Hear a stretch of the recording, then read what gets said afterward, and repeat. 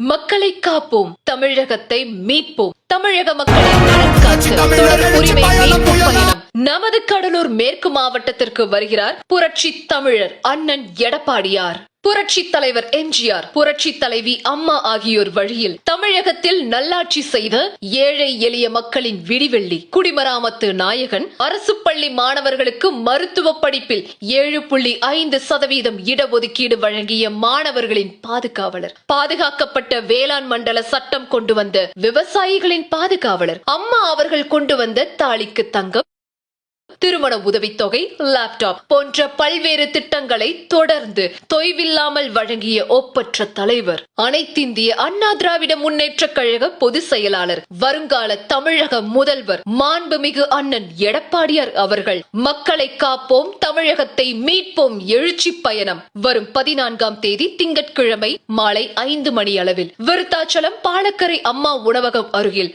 சிறப்பு பேருரையாற்றுகிறார். அனைவரும் அலைக்கடல் என திரண்டு வாரீர் வாரீர் என அன்போடு அழைப்பது உங்கள் அருண்மொழி தேவன், எம்எல்ஏ, கடலூர் மேற்கு மாவட்ட கழக செயலாளர்.